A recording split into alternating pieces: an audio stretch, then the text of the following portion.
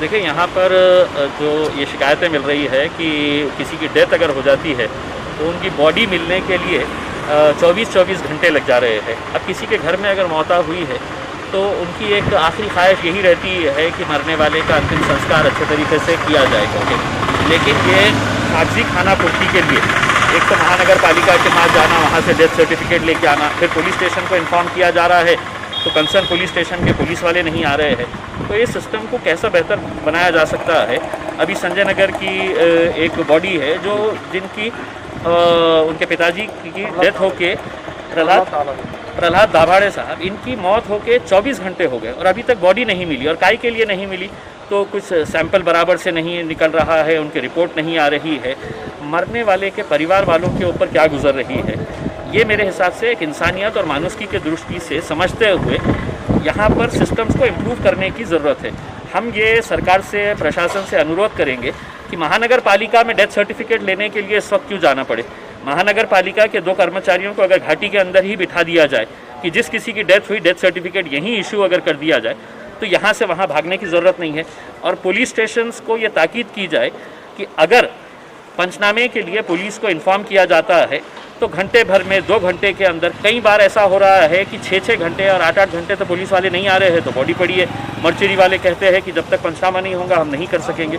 तो ये सिस्टम्स को बेहतर बनाने के लिए हम यहाँ पर आए हैं और कोशिश करेंगे कि इसको और ज़्यादा। इसमें ऐसी बहुत सारी शिकायतें हैं कि कोई ऐसे पेशेंट है जिनको हार्ट की बीमारी है, किनको जो है तो लंग्स की है, और उनको यहाँ पर बगैर किसी टेस्ट के लाकर आइसोलेशन वार्ड में एडमिट कर दिया जा रहा है।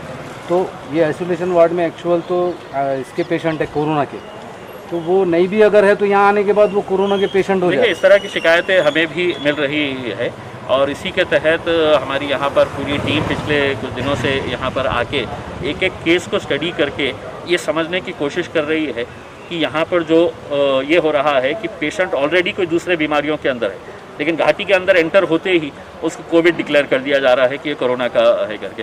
तो हम एक एक पेशेंट का निकलवा के उसको स्टडी कर रहे हैं और उसके अंदर यकीनन हमको भी लग रहा है कि इसमें कुछ खामियां है और इसको बेहतर बनाने की ज़रूरत है।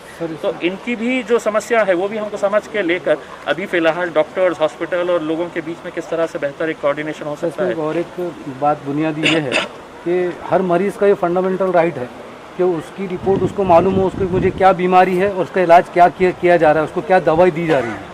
तो यहाँ पर तो पोस्टमार्टम रिपोर्ट तक नहीं दी जा रही और ये कहा जा रहा है खाली कि ये पेशेंट पॉजिटिव है।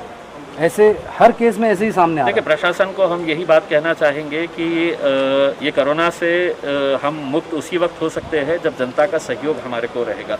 और जनता के जो सवाल है वो मेरे हिसाब से यकीनन बिल्कुल सही है कि अगर मेरा टेस्ट अगर किया जा रहा है, मैं निगेटिव हूँ, पॉजिटिव हूँ, तो रिपोर्ट कम से कम मुझे ये दिखाना चाहिए। ये कहीं ना कहीं कुछ कायदे कानून का बनावटी बहाना बनाकर कि नहीं हम नहीं दिखा सकते हैं करके, तो इसमें जो भी झोल चल रहा है इसके लिए प्रशासन जिम्मेदार है। आज अभी फ़िलहाल जो यहाँ पर मामला हुआ है, मैं उस तरह का बिल्कुल ये नहीं है कि कोई माहौल ख़राब होना, लेकिन उस लड़के की भी मैं पीड़ा समझ सकता हूँ कि जिसके पिताजी की लाश यहाँ पर पड़ी हुई है मोर्चरी के अंदर और उसको 24 घंटे से अगर आप नहीं दे रहे हैं तो उसका गुस्सा आना स्वाभाविक है। तो अगर ये चीज़ें अगर हो रही है तो कहीं ना कहीं इसके लिए प्रशासन जिम्मेदार है। और ये अगर सिस्टम अगर बेहतर नहीं किया गया, घाटी अस्पताल की तरफ से हो, महानगर पालिका हो, ज़िला प्रशासन हो या जो भी हो, अगर उनके तरफ से ये सिस्टम नहीं बेहतर किया गया तो हो सकता है कि लोगों का गुस्सा वो और ज़्यादा बढ़ेगा और इसके लिए अगर कोई जिम्मेदार रहेगा तो प्रशासन जिम्मेदार रहेगा।